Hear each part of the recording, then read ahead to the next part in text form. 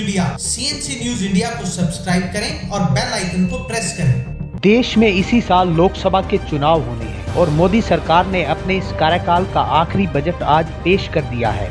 मोदी सरकार ने बजट के माध्यम से मध्यम वर्ग को काफी तोहफे देने की कोशिश की है। बजट में क्या सरकार ने किया है उसके बारे में आपको बताते हैं विस्तार। सबसे बड़े तोहफे के रूप में मध्यम वर्ग को टैक्स छूट की सीमा 2.5 लाख रुपए से बढ़ाकर 5 लाख रुपए तक कर दी गई है। यानी अब 5 लाख रुपए की आमदनी पर सालाना कोई टैक्स नहीं लगेगा। इसी प्रकार घर खरीदने वालों पर जीएसटी का बोझ कम करने पर भी सरकार विचार कर रही है। बजट में महिलाओं के लिए उज्ज्वला योजना के तहत 8 करोड़ गैस कनेक्शन बांटने का भी लक्ष्य रखा गया है।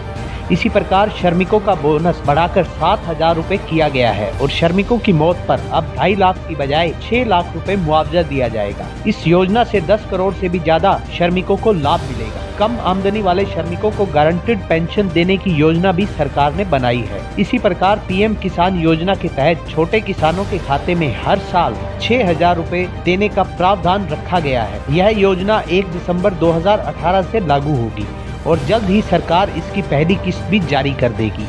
सरकार की इस योजना से 12 करोड़ किसान परिवारों को फायदा होगा। इसी तरह मिडिल क्लास के लिए नई पेंशन स्कीम के तहत सरकार के योगदान को 4% से बढ़ाकर 14% कर दिया गया है। जो लोग 21,000 रुपए प्रति माह कमाते हैं उन्हें बोनस मिलेगा और सरकार ने इस बोनस को 7,000 रुपए कर दिया है। इसी प्रकार बैंक और पोस्ट ऑफिस में जमा राशि पर टीडीएस की सीमा 10,000 से 40,000 रुपए तक बढ़ा दी गई है। एफडी के ब्याज पर 40,000 रुपए तक कोई टैक्स नहीं लगेगा।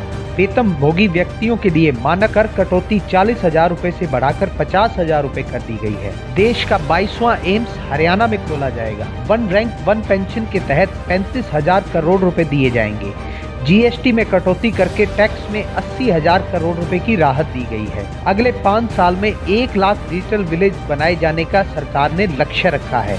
इसी प्रकार रक्षा बजट 3 लाख करोड़ से ज्यादा का करने की भी घोषणा की गई है। 2030 तक सभी नदियों को साफ करने का लक्ष्य रखा गया है। 2022 तक पूर्ण स्वदेश उपग्रह भेजने का भी सरकार ने लक्ष्य रखा है। Bureau report, CNC news.